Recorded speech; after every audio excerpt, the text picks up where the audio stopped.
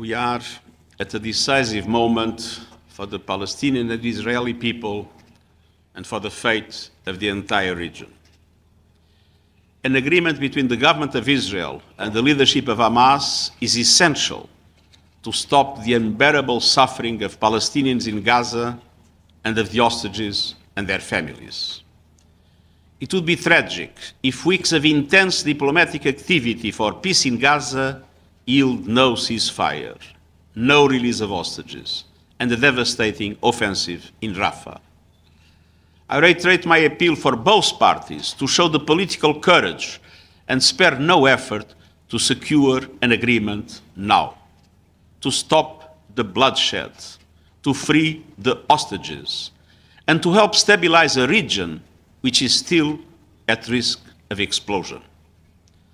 This is a crucial opportunity that the region, and indeed the world, cannot afford to miss. Yet things are moving in the wrong direction.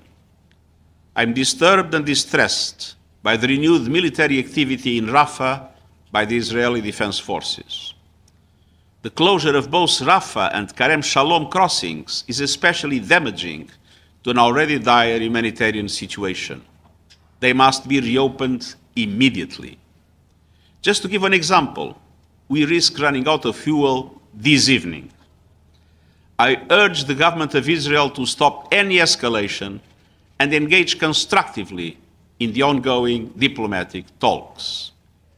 After more than 1,100 Israelis killed in the Hamas terror attacks of 7 October, after more than 34,000 Palestinians killed in Gaza, haven't we seen enough? Haven't civilians suffered enough death and destruction? Make no mistake, a full-scale assault on Rafah would be a human catastrophe. Countless more civilian casualties, countless more families forced to flee yet again with nowhere safe to go, because there is no safe place in Gaza. Meanwhile, the repercussions will be felt far beyond in the occupied West Bank and across the region. Rafah is the epicenter of humanitarian operations in Gaza. Attacking Rafah will further upend our efforts to support people in dire humanitarian straits as famine looms. International humanitarian law is unequivocal. Civilians must be protected, whether they leave Rafah or stay in the city. International humanitarian law must be respected by both parties. And I also remind Israel of its obligation to facilitate the safe and unimpeded access of humanitarian aid and staff into and across Gaza. Even the best friends of Israel are clear. An assault on Rafah would be a strategic mistake, a political calamity, and a humanitarian nightmare. I appeal to all those with influence over Israel to do everything in their power to help avert even more tragedy.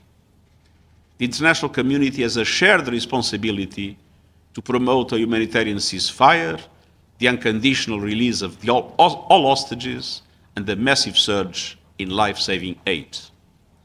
It's time for the parties to seize the opportunity and secure a deal for the sake of their own people. Thank you. Thank you. Sorry.